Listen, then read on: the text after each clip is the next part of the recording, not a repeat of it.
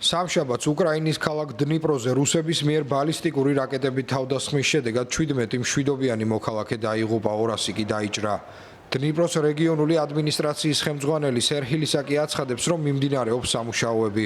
დაღუპულთა და დაშავებულთა რაოდენობა ყოველ წუთს იზრდება. მისი ინფორმაციით, ახლო მდებარე დასახლება სამარში თავდასხმის შედეგად 2 ადამიანი დაიღუპა, 14 კი დაშავდა. შემთხვევას გამოეხმაურა ნიდერლანდებში მყოფი უკრაინის ლიდერი ვოლოდიმირ ზელენსკი. Right now, today in Ukraine.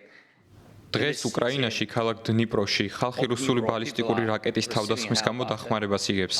17 ადამიანი დაიღუპა, 200-ზე მეტი დაშავდა. ეს ყველაფერი ახლა, დღეს ხდება. ბევრი სახლი და სკოლა დაზიანდა. უამრავი ხალხი დაშავდა. ჭურვის სამგზავრო მატარებელსაც კი მოხვდა. ის უბრალოდ თავის მარშრუტს ასრულებდა. რაკეტა მის გვერდით აფეთქდა. Affected schools were damaged and people were hurt.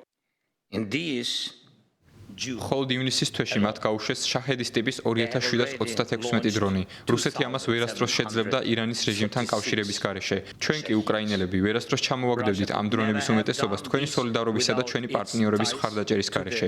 ამით ყველაფერი ნათქვამია.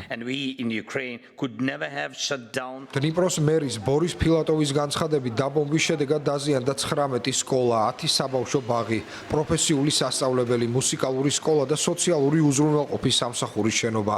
ასევე 8 სამედიცინო დაწესებულება. სკოლების ზაფხულის არდადეგების გამო დაკეტილი იყო. ერთ-ერთმა აფეთქებამ ასევე დააზიანა სამგზავრო მატარებელი, რომელსაც დაახლოებით 500 მგზავრი გადაჰყავდა.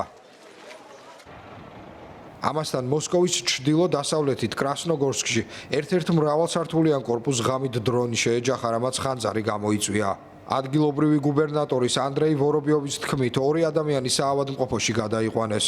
რუსეთის თავდაცვის სამინისტრო აცხადებს, რომ საჰაერო თავდაცვის ძალებმა სამშაბათს დილით 20 უკრაინული დრონი ჩამოაგდეს, მათგან 14 კურსკის ოლქის თავზე გაანეიტრალეს, 2 კი მოსკოვის რეგიონში.